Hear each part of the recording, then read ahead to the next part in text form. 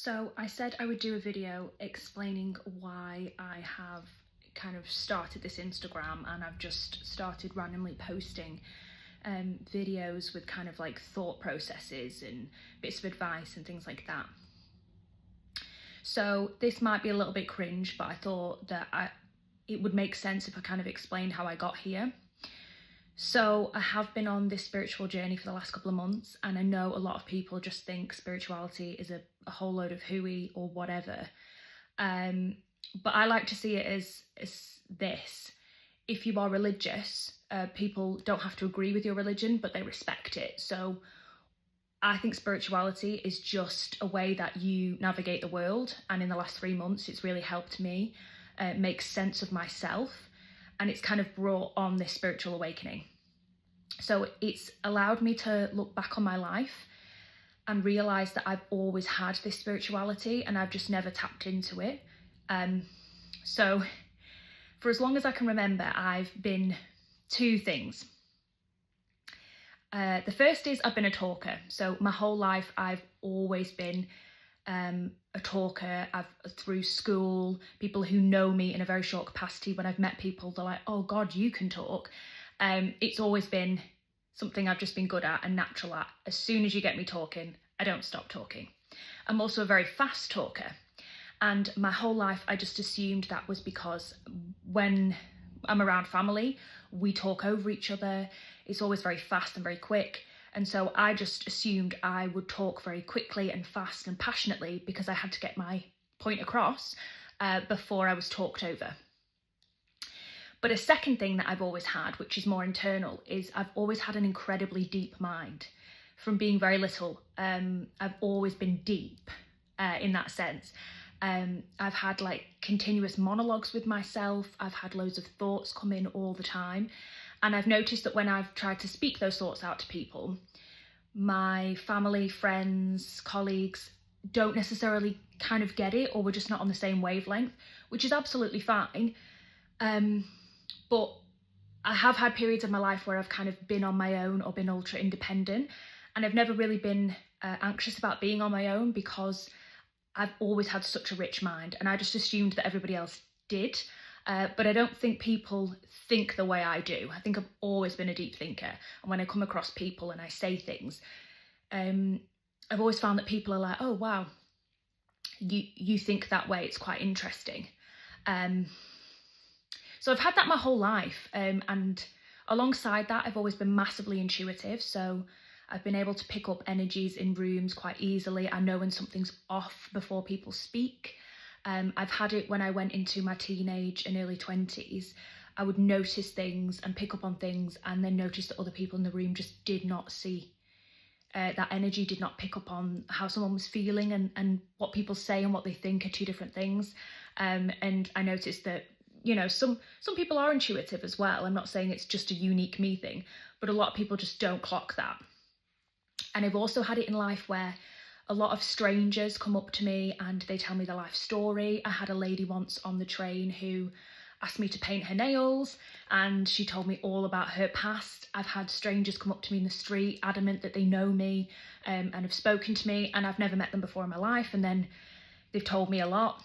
I've always picked caring jobs. I've always wanted to help or teach or nurture people. I've been fascinated by psychology because I'm fascinated by humans, always have been, their behaviour, their intentions. And I've also found in life that sometimes people will say to me, oh, I remember when you told me this. Or, yeah, when you told me this thing, I remembered it, stuck with me. And I always freak out a little bit because I can't remember sharing that information with them. But I have had that a few times in my life as well. So on their own, they don't really mean a lot.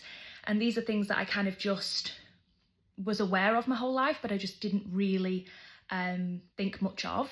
And then since I've looked into spirituality, I've kind of come to the conclusion that these things that go on in my brain and these ways that I can connect with people are kind of my purpose. So the way my brain works, it has downloads all the time. It has things that come into it. It's processing space about things like human behaviour, self-help, kind of spirituality, connectedness.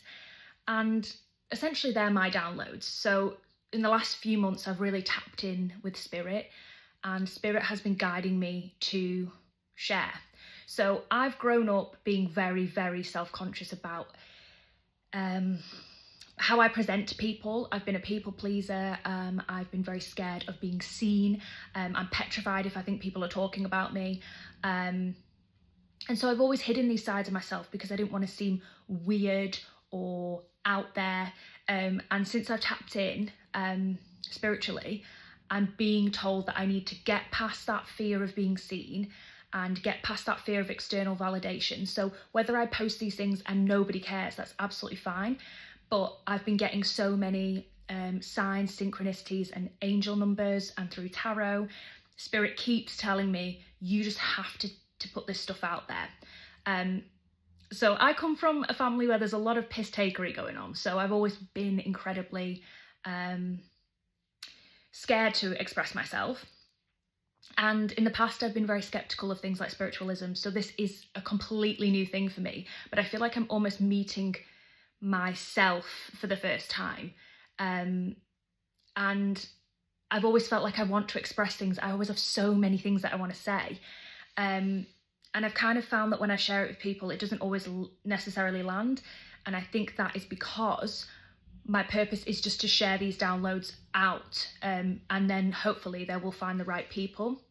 And I thought about it earlier, about how as a child, I naturally loved to express and perform. As a child, we performed kind of like concerts and dance and singing kind of performances out in the street where I lived growing up. We used to do it in houses for parents. So realising that your natural state is to be expressive and be creative and perform or express something to other people is your natural state, and that all this fear of being seen and being cringe has kind of been conditioned through life. So long story short, just have respect for this. If you're not interested, just scroll on by, it's absolutely fine. I don't care if anybody likes it or not, or you think it's cringe or whatever. If it helps somebody, that's fine, but I'm just feeling extremely compelled that I have to share, even when I feel kind of self-conscious about it. I'm still being told that that's where I have to be and what I have to do. So that's mainly why I am doing these videos, because when I feel a compulsion to share something, that's what I'm doing. So I hope for the right audience, it resonates, it hits, it helps. So yeah.